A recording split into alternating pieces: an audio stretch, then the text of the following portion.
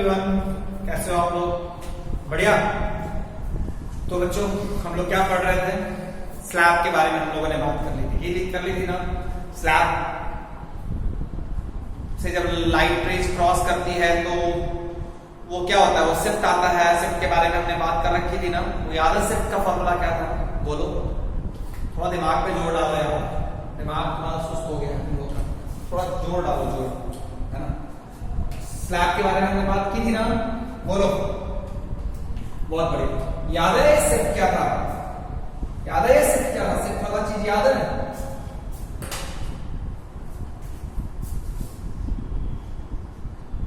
Shift का formula कितना था, याद है? T into 1 minus mu of surrounding by mu of G। याद है ना? ये चीज तुम लोग ध्यान से समझा था ना? कोई प्रॉब्लम नहीं है?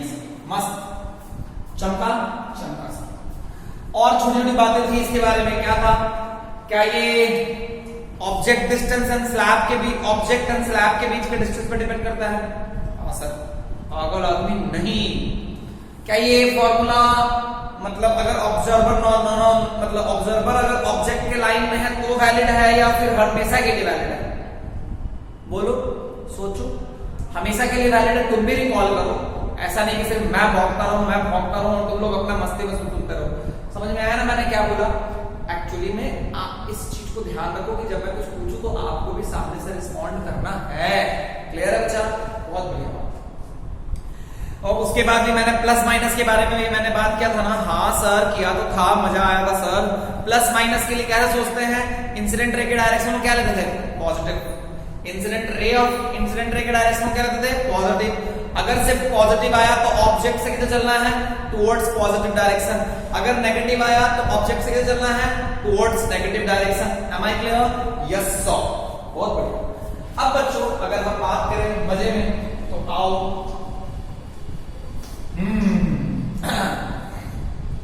छोटी छोटी बात करते हैं, मजे वाली बात। कि अगर वजह से मान ले ऐसा है कि जैसे कि तुम्हारे लिए चीजें ऐसी हो जाए। ये मान लो प्लेन मिरर है ना? ये ऑब्जेक्ट है, इसका फोकल लेंथ 20 सेंटीमीटर है ना? ये तुम्हें तो पता होगा, इतना बार याद करवा दिया, 30 सेंटीमीटर है। यहां पे मैंने एक स्लैब रख दिया। स्लैब का जो थिकनेस है वो कितना है बच्चा? 10 सेंटीमीटर। ये भी डिस्टेंस कितना है? 10 सेंटीमीटर। ऑब्जर्वर यहां बैठा हुआ है,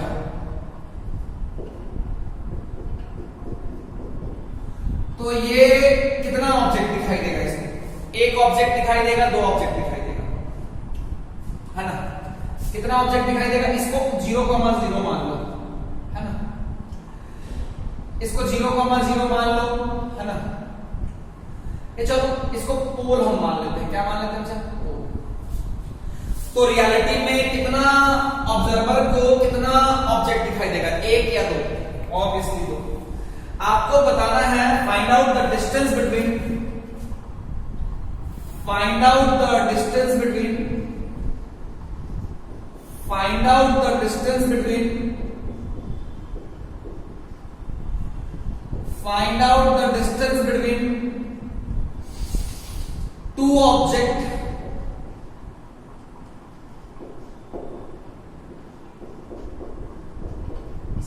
या टू ऑब्जेक्ट से बेटर है कि आप इमेज लिखो। Two image seen by observer।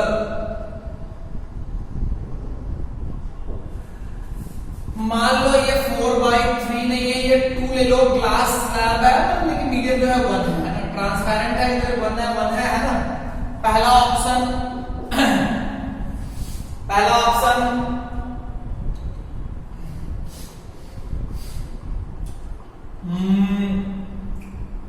अगर ध्यान से देखोगे तो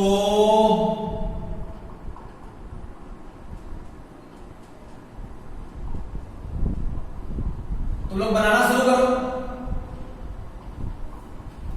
पहला है 40 सेंटीमीटर, दूसरा है 35 सेंटीमीटर, तीसरा है 45 सेंटीमीटर, चौथा है नन ऑफ दीज।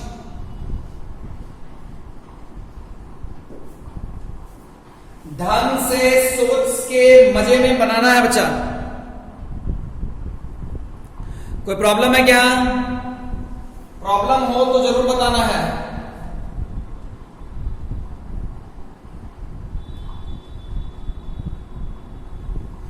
क्लियर है ना? बहुत बढ़िया।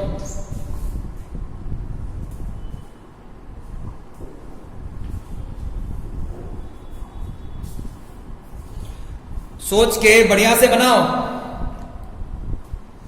सोच के बढ़िया से बनाओ।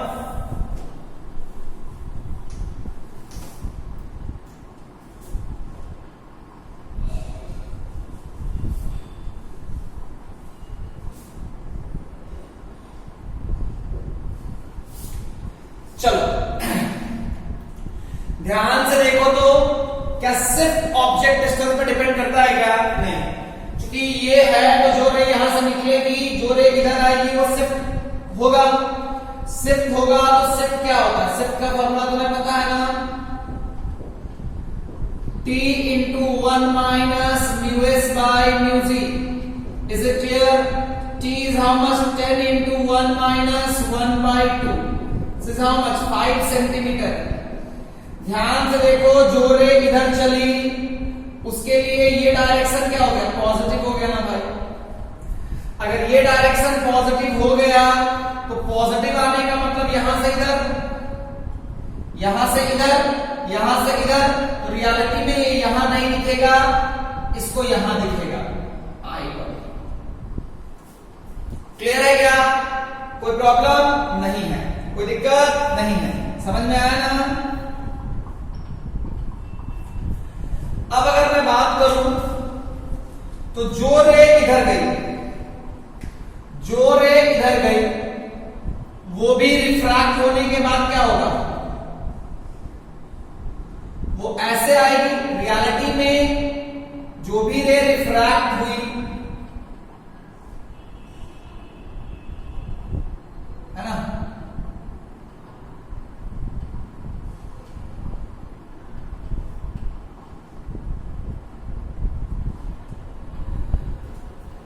अब अगर ध्यान से देखोगे,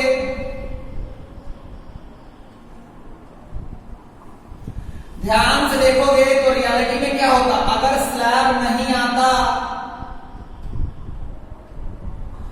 अगर स्लैब नहीं आता तो ये जो रेज है वो यहां पे मिल जाती। लेकिन क्या स्लैब आया कि नहीं आया? आया।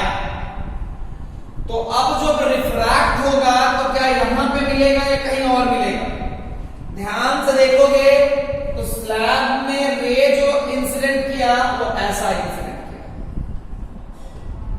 स्लैब पे जो रे इंसिडेंट किया वो ऐसा। रियलिटी में 60 होता है ना, 20 30 60 पे था ना, भी कहां होगा? 60 पे। तो तुम ध्यान से देखो, ये 40 10, तो यहां से 10 मीटर दूर ऐसा ही होगा ना, ऐसा ही होगा ना। अब तुम्हें पता है, तुम्हें मैंने बताया था, देखो एक बात समझो, तुम्हारे लिए ये पॉजिटिव डायरेक्शन हो गया। शिफ्ट तो हमेशा T into 1 minus mu s by mu g आएगा, आएगा 5। तुम ध्यान से देखो तो तुम्हारे लिए ऑब्जेक्ट कौन है? ऑब्जेक्ट हमेशा क्या लेते हैं? इंसिडेंट रे के इंटरसेक्शन पॉइंट। ये तुम्हारा ऑब्जेक्ट है जो यहां पे है। इमेज कहां बनेगा? इमेज कहां बनेगा? ध्यान से बताओ।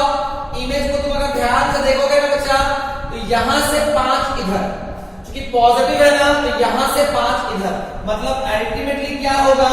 रिफ्रैक्ट करने के बाद, रिफ्रैक्ट करने के बाद जो रे है, रे जो आएगी वो रिफ्रैक्ट करने के बाद जो है वो यहां मीट करेगी। तो तुम ध्यान से देखो, ये 5 है तो ये जो पॉइंट है यहां से 60, तो यहां से 65, ये जो है यहां से 30, तो ये 35, दोनों के बीच का डिस्टेंस कितना हो जाएगा? 35 प्लस 35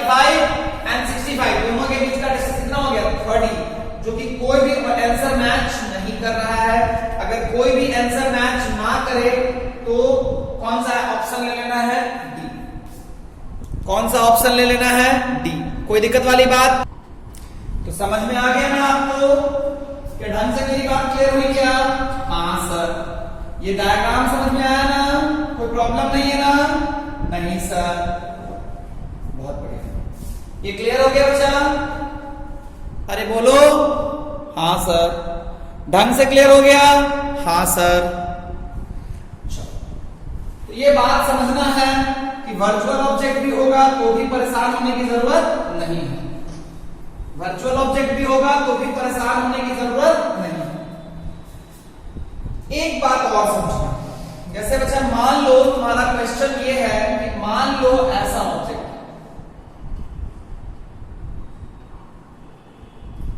ये मान लो 2 है, ये 1 है, ये 1 है, मान लो ये 20 है।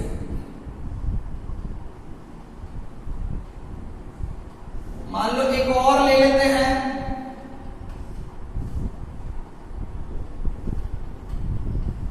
थर्टी सेंटीमीटर,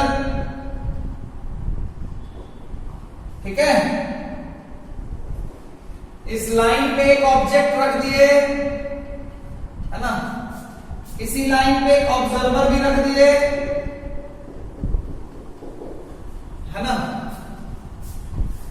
आपको बताना है find out the total shift, find out the total shift.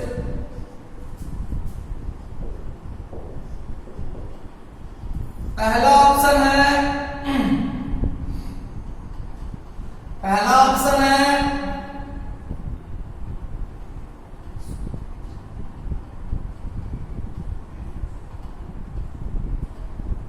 30 centimetre, दूसरा ऑप्शन है 20 सेंटीमीटर, तीसरा ऑप्शन है 10 सेंटीमीटर, चौथा ऑप्शन है नन ऑफ दीज।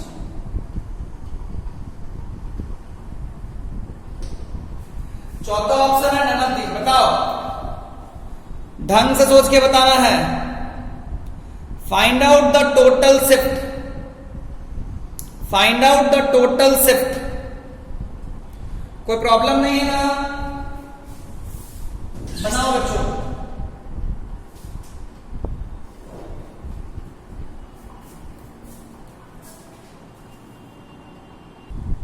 ध्यान से तुम देखोगे तो क्या होगा, जो भी रे यहां से जाएगी वो अगर तुम ध्यान से देखेगा तो ये जो रे है ये कितने का शिफ्ट देगा? Shift 1 S1 10 into 1 minus 1 by 2, 20 into 1 minus 1 by 2 कितना होगा? 10। मतलब जो रे निकली,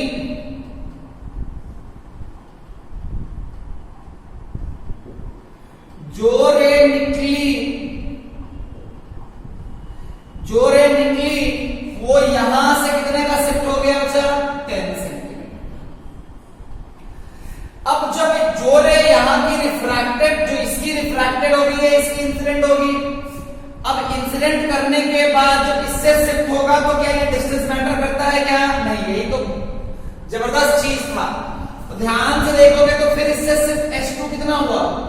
S2 हो गया 30 into 1 minus 1 by 3, कितना हो जाएगा? 20। यानी रियलिटी में फिर से ये पहला बार तो I1 पे दिखा, दूसरा बार जब ये निकला, जब ये निकला ऐसे पहुंचा, तो तुम ध्यान से देखो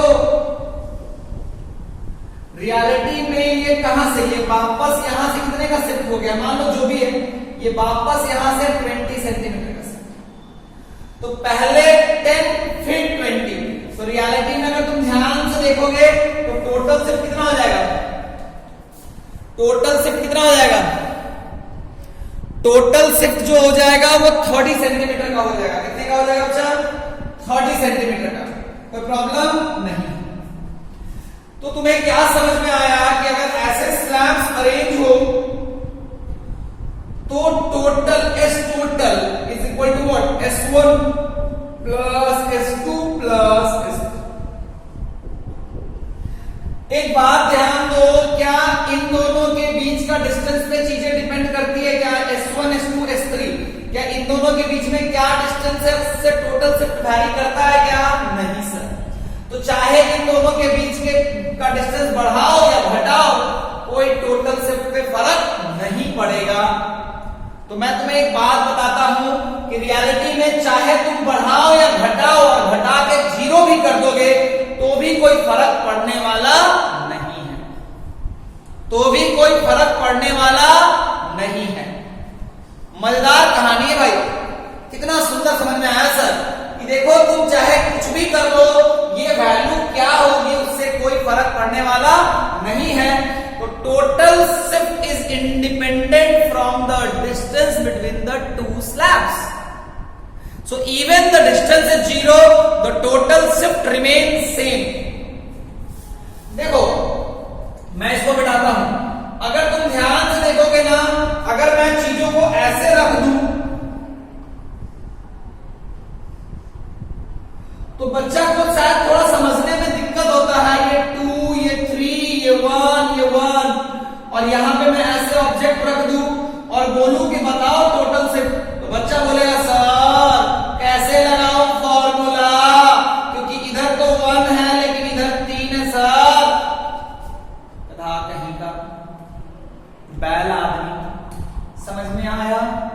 ये चीज बताने से पहले मैंने तुम्हें कुछ फील कराया, उस फील को फील करो कि रियलिटी में चाहे इन दोनों के बीच का डिस्टेंस चाहे कुछ भी हो, मतलब फ्रीडम है भाई डिस्टेंस का।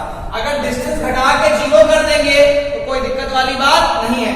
डरो नहीं, डरो नहीं, शिफ्ट वैसे ही निकालोगे जैसे निकालते थे। इस 3 को देख के भयभीत होने की जरूरत नहीं है। जिस समय तुम भयभीत होते हो उस समय से गलती होनी शुरू हो जाती है। क्या भयभीत होगे? क्या क्यों होंगे सर, आपने पढ़ाया है, कैसे भयभीत हो सकते हैं? बिल्कुल, तो कोई प्रॉब्लम नहीं है। तो 4, 5, 6 ऐसे बहुत सारे स्लैब्स होंगे, आप सबका शिफ्ट इसके रिस्पेक्ट में निकालिएगा। You will find shift due to all the slabs with respect to surrounding medium. You will find shift due to all the slab with respect to surrounding medium. कोई दिक्कत वाली बात? कोई दिक्कत वाली बात है क्या? नहीं सर। मिटा दूं मैं? बिल्कुल सर। समझ में आया रे? हाँ सर। चलो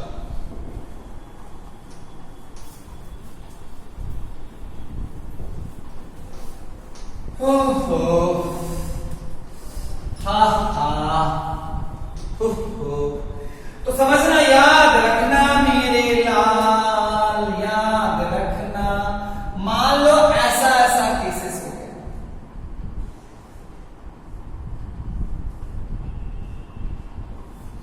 मान लो ये है T1, ये है T2, ये है T3, ये है T4, ऐसे दिया हुआ। ये मान लो μ1, μ2, μ3, μ4, इधर है, इधर और इधर सेम है, ये चीज समझना। तो शिफ्ट निकालोगे, शिफ्ट टोटल क्या होगा? S1 plus S2 plus S3 plus S4। S1 कैसे निकालोगे? S1 को क्या लिखोगे? T1 into 1 by mu of surrounding by mu1, फिर उस तरह से लिखोगे। क्या समझने में कोई प्रॉब्लम है क्या? नहीं सर, कोई दिक्कत नहीं सर, लॉजिकली समझ में आया? हाँ सर, बढ़िया। तो देखो सर, ये कहानी थी, ये कहानी थी। देखो एक्चुअली क्या है, अगर तुम ध्यान से देखोगे ना, ध्यान से देखोगे तो तुम्हारे लिए क्या है कि ऐसे ऐसे बाउंड्री है, मतलब मीडियम फिट है। जरूरी नहीं कि स्लैब ही मैं बार बार बोलूं। तो ये क्या है, यहाँ इन दो बाउंड्री के बीच में एक मीडियम, फिर दो बाउंड्री के बीच में एक मीडियम, फिर दो बाउंड्री के बीच में एक मीडियम, फिर दो बाउंड्री के बीच में एक मीडियम। क्या मेरी बात क्लियर है? क्या समझ में आया? क्या अरे हाँ ना बोलो, आया। बहुत बढ़िया। तो ये कहानी हो गई, ये कहानी हो गई, कोई प्रॉब्लम नहीं है। ये फॉर्मूला तभी लगाना जब दोनों साइड सराउंडिंग मीडियम क्या होना चाहिए? सेम। आओ थोड़ा और आगे बढ़ते हैं, थोड़ी सी कहानी हम और करते हैं। देखो एक बात समझो, मान लो अभी जो कहानी है उसमें क्या है कहानी है कि ये मान लो μ1 है, ये मान लो μ2 है और ये मान लो μ3 है।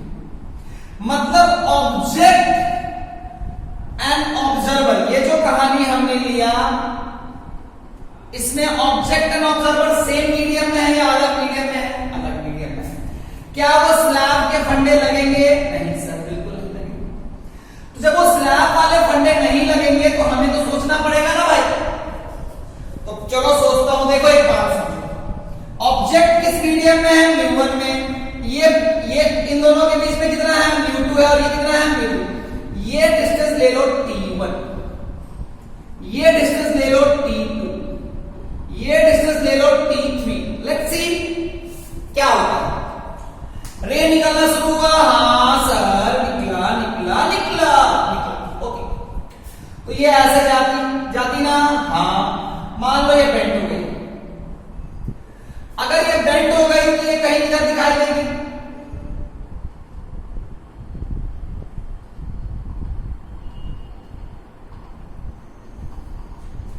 ये इस लाइन पे जा रही थी ना, हाँ सर बिल्कुल, ये इस लाइन पे जा रही थी, मान लो ये डेंसर है, ऐसे चला गया, ठीक है। तो ये अगर तुम ध्यान से देखोगे तो ये कहीं यहां पे ऐसे, यहां पे ये तुम्हारा हो गया डी डैश। चाहो तो निकाल सकते हो ना, हाँ सर। तो डी डैश कैसे निकालोगे? D dash by D. D तुम्हारा कितना है? t1। डी डैश कितना हो गया सर? t1। t1 हो गया ना, हाँ सर, बढ़िया सर, ओके सर। आगे बढ़ते t1 बाय μ2 बाय μ1। तो डी डैश कितना हो गया सर? μ2 bye μ1 into t। अब ध्यान से देखो, तो ये इस पे जाती ना, हाँ सर। गई क्या? ना सर। नहीं गई ना, ना सर। तो अगर तुम ध्यान से देखोगे तो ये रे किस पे निकल गई? ये रे मान लो ये रेयर हो गई, ऐसे चली गई। तो यहां पे दिखाई देगी, ये क्या है? ये t1 है, ये है। अब तो भाई बाउंड्री ये हो गया ना, ये रे इंसिडेंट हो गई, ये रे रिफ्रैक्टेड हो गई। तो इसको मान लो d double dash. d double dash लगाना पड़ेगा ना, हाँ सर। तो d double dash by what? ये डिस्टेंस तुम्हें पता है क्या? ना सर। निकाल सकते हो क्या? ये तो निकालना है, तो d डबल डैश मान लिए। इसके लिए ये जो रे आई है इसके लिए ऑब्जेक्ट क्या हो गई? t2 plus d dash. तो क्या हो जाएगा बच्चा? t2 plus d dash equal to what? μ3 by what? μ2। कोई प्रॉब्लम? ना सर। d डबल डैश कितना हो गया? μ3 बाय μ2। तो μ3 by μ2 into t2 plus d dash. d dash कितना हो गया बच्चा? d डैश जो हो गया वो हो गया μ2 बाय μ1 इंटू t1। यही ना, ऐसे लिख सकते हो ना। तो तुम अगर ध्यान से देखोगे तो ऑब्जर्वर को तो यही दिखाई देगा ना, ऑब्जर्वर को यही दिखाई देगा ना। तो क्या लिख सकते हो? अगर तुम ध्यान से देखोगे तो तुम्हें जो ऑब्जर्वर को दिखाई देगा वो डिस्टेंस कितना होगा, है ना? डिस्टेंस बिटवीन ऑब्जर्वर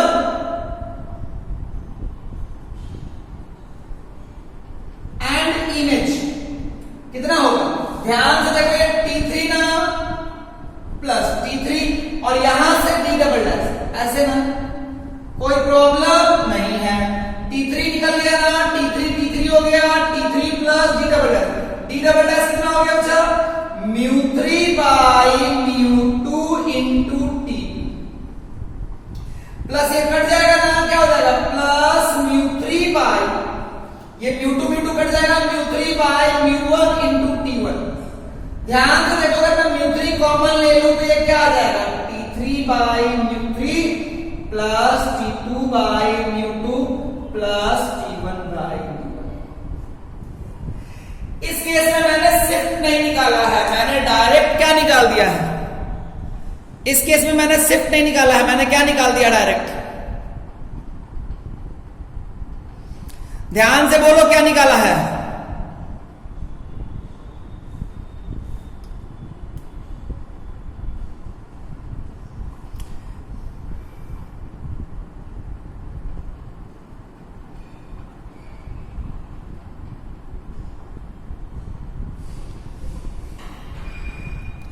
ध्यान से तुम देखोगे तो मैंने क्या निकाल दिया, इस ऑब्जर्वर से जो ऑब्जेक्ट दिखाई देगा उसका डिस्टेंस।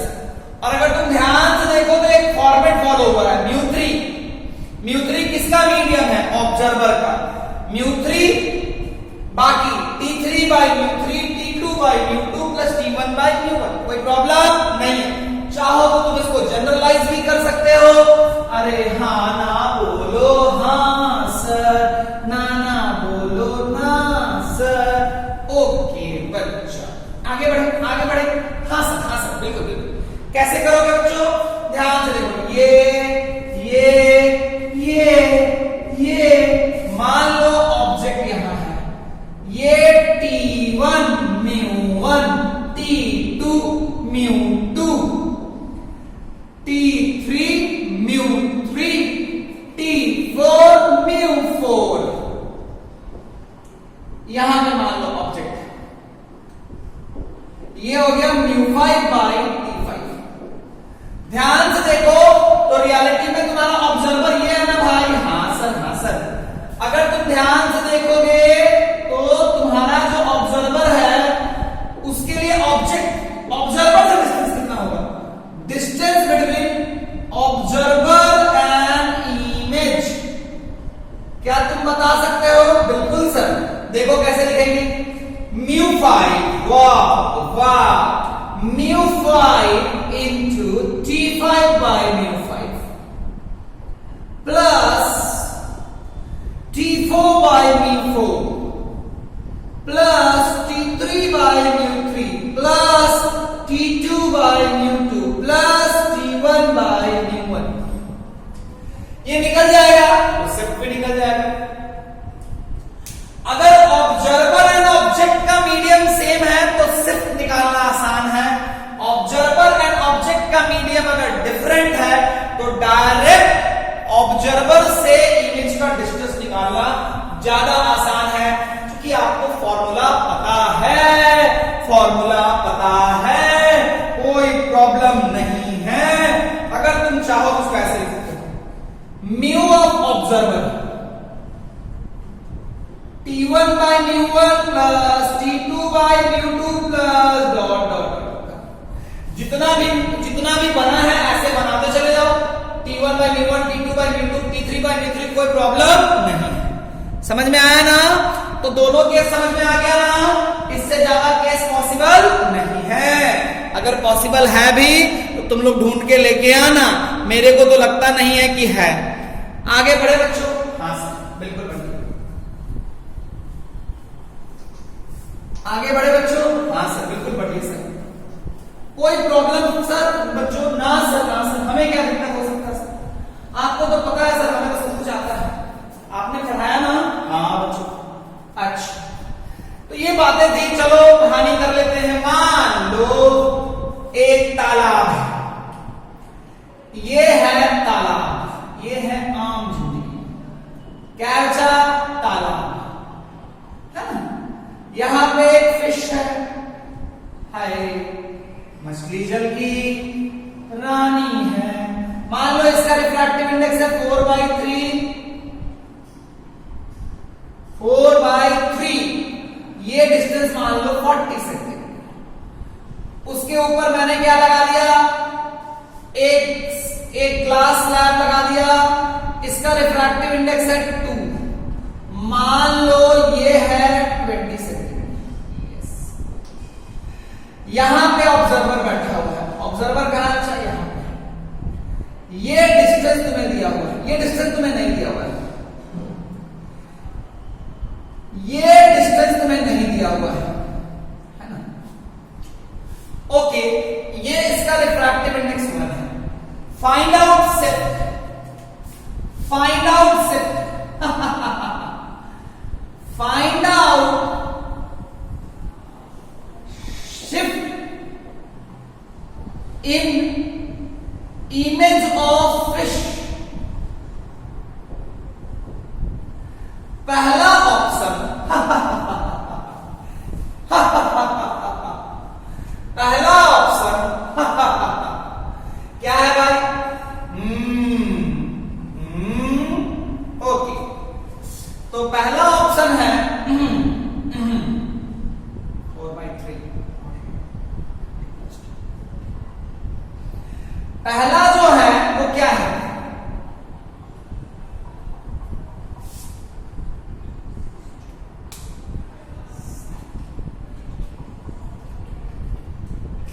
पहला है 20 सेंटीमीटर, दूसरा है 30 सेंटीमीटर, तीसरा है 10 सेंटीमीटर, चौथा है none of these।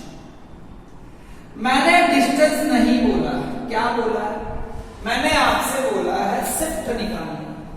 मैंने आपको क्या बोला है निकालने? शिफ्ट, है ना बच्चों?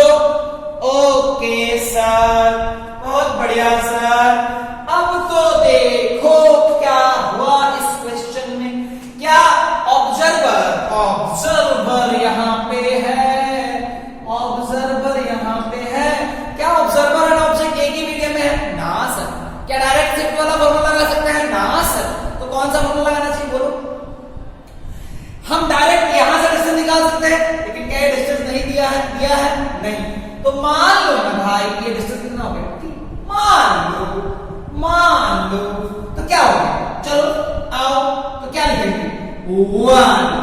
डिस्टेंस डायरेक्ट यहां से डिस्टेंस कितना होगा? तो 1 into t/1 plus 20/2 plus 40/4/3। ये हो गया 10, ये हो गया 10, ये हो गया 1 into t plus 10 plus 30। So ultimately क्या हो जाएगा? t plus 40। यानी यहां से जो दिखेगा वो t plus 40 पे। t plus 40 मतलब ये t 20, मतलब मुझे मछली यहां दिखेगी, मुझे मछली यहां दिखेगी।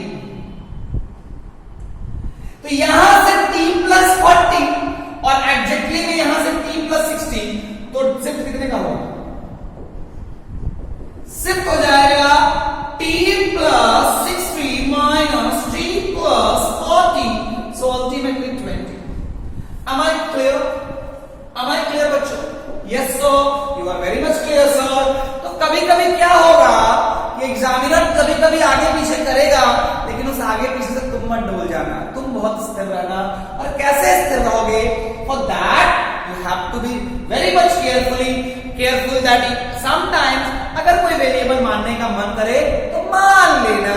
नहीं मानोगे बच्चों? हाँ सर बिल्कुल मान लेंगे। क्लियर है क्या?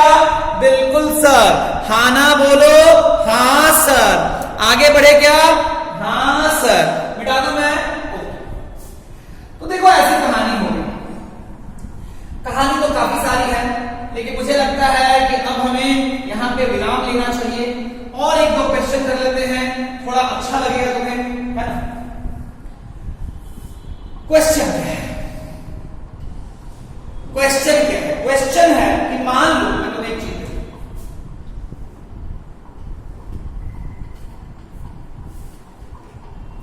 क्वेश्चन है अच्छा कि मान लो ये है एक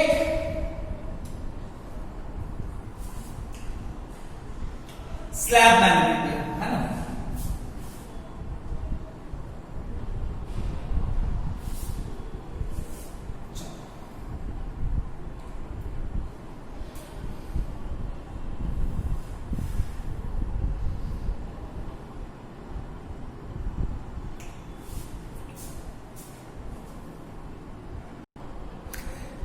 अगर तुम ध्यान से देखोगे, थोड़ी सी बात हम एक और चीज आपसे करना चाहते हैं।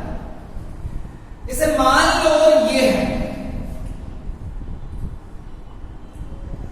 ये अगर तुम ध्यान से देखोगे कि यहां पे μ1 है, यहां पे μ2 है, कोई मीडियम है, यहां पे ऑब्जेक्ट है, तो ये तुम्हारा d है। ध्यान से तुम देखो, ये मुझे मान लो यहां दिखाई दिया। कहां दिखाई दिया?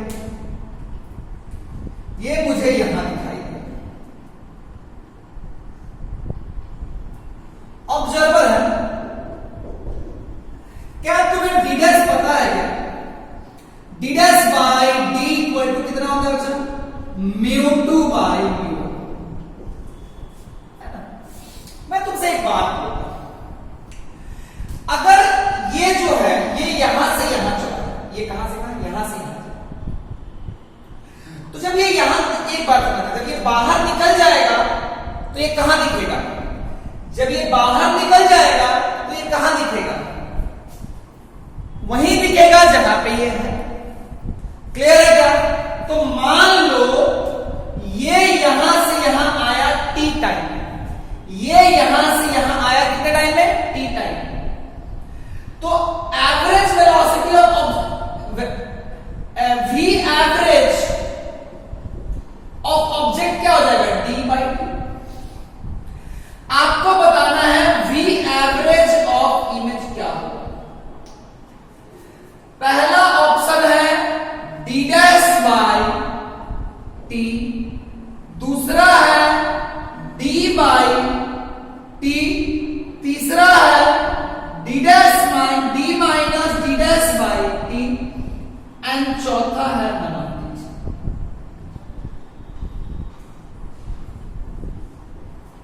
चौथा है नन ऑफ दीज।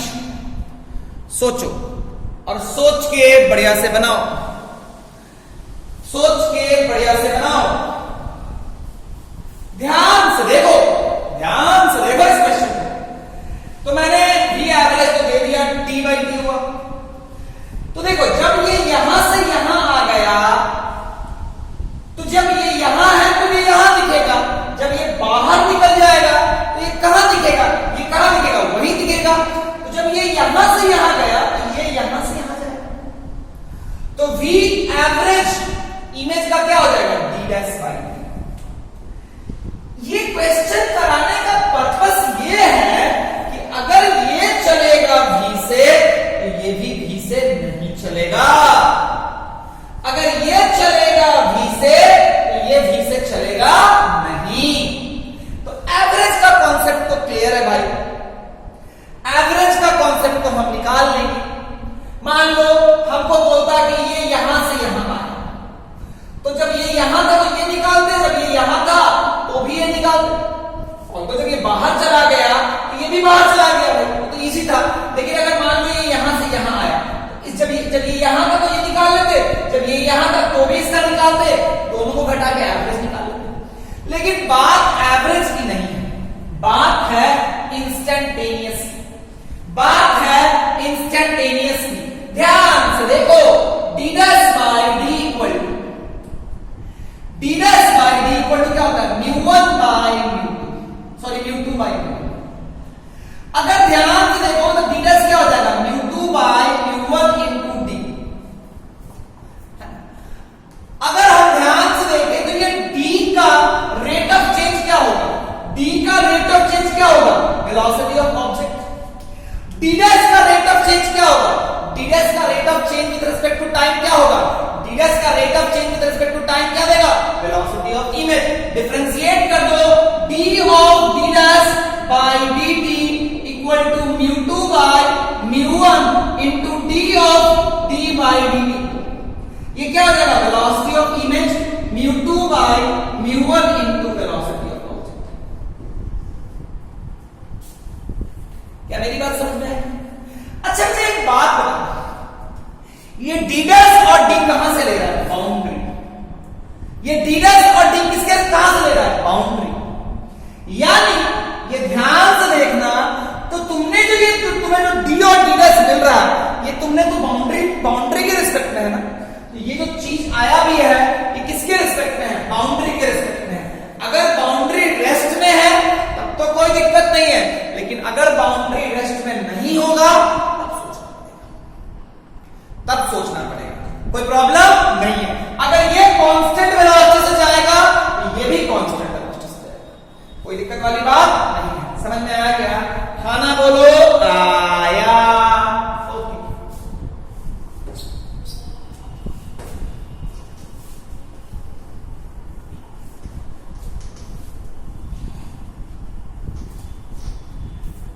एग्जांपल, मान लो एक फिश है,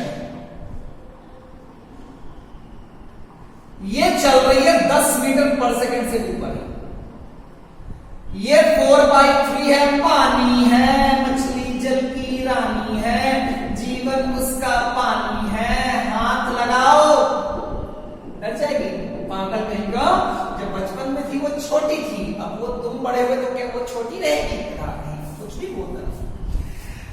यहां पे एक ऑब्जर्वर है, यहां पे एक ऑब्जर्वर है, ये है one, find out velocity of image seen by observer.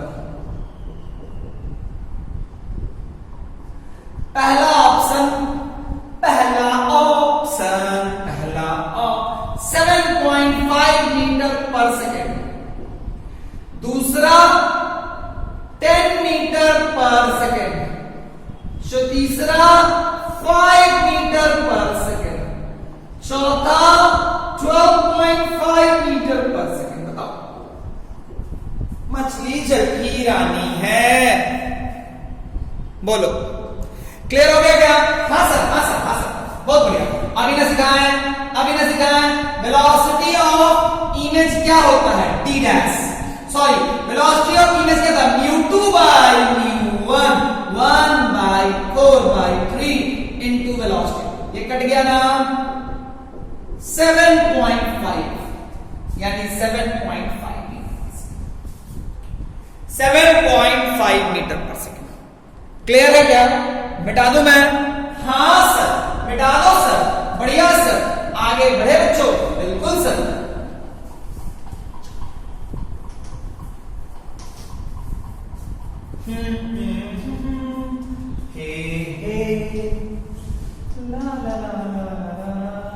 आगे बढ़े क्या? हाँ सर, बढ़िया सर। चलो चलो चलो चलो चलो चलते हैं। एक क्वेश्चन और, मान लो बच्चा ऐसा एक वाटर का टैंक है, ठीक है, ये मछली है, ये मछली चल रही है ग्राउंड के रिस्पेक्ट में 10 मीटर पर सेकेंड, ठीक है, और ये जो बाउंड्री है इसका, ये चल रहा है 5 मीटर पर सेकेंड, ये भी ग्राउंड के रिस्पेक्ट में है, ये भी ग्राउंड के रिस्पेक्ट। आपको बताना है velocity of image with respect to ground. ये मान लो कितना हो गया?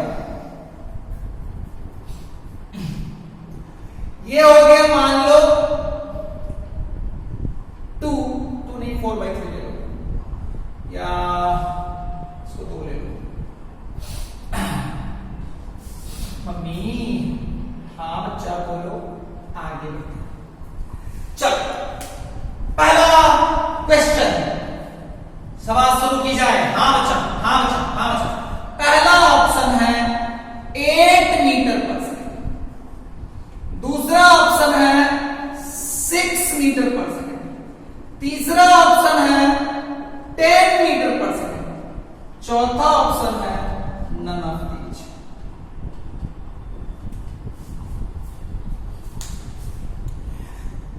चलो बनाओ, देखो तुम लोग बनाओ, मैं भी बनाता हूं।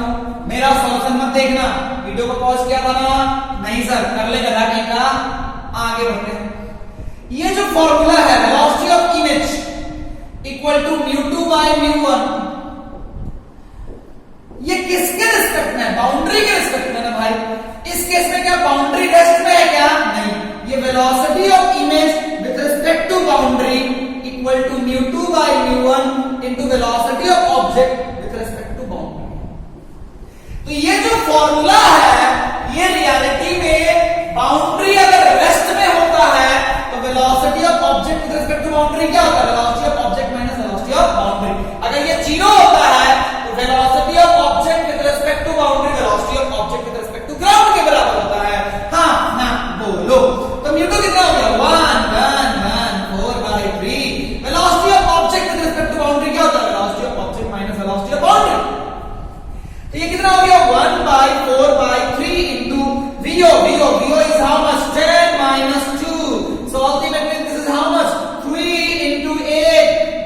4, ये कट गया ना, ये आ गया 6। चमका? हाँ सर। तो velocity of image with respect to boundary क्या हो गया? 6। तो velocity of image minus velocity of boundary equal to क्या हो गया? 6। अरे ये जो होता है तो ग्राउंड होता है ना, दोनों ग्राउंड के रिस्पेक्ट में घटा देंगे तो क्या निकल जाएगा? Velocity of image with respect to boundary. Velocity of image का क्या हो जाएगा? 6 plus velocity of boundary. 6 plus 2 कितना हो गया? 8। जो लोग भी ये बनाए थे वो खुद से जाके पूछे मैं ही ऐसा क्यों हूं। क्या मेरी बात क्लियर हो गई? क्या समझ में आया? क्या क्या चमका? क्या? हाँ सर, बढ़िया सर, क्लियर ना बच्चों? इस तरह से कहानी खत्म होती है स्लैब की। और बाकी जो चीजें मैंने समझाई, हम अगले क्लास में फिर मिलेंगे एक नए एपिसोड के साथ। और उस एपिसोड में क्या होगा? उस एपिसोड में होगा स्फेरिकल सर्फेसेस। क्या है? Curve surface. मजा आएगा जब हम आप और कर्व सरफेस मिलेंगे। तत्काल के लिए इतना ही। Tata, bye bye.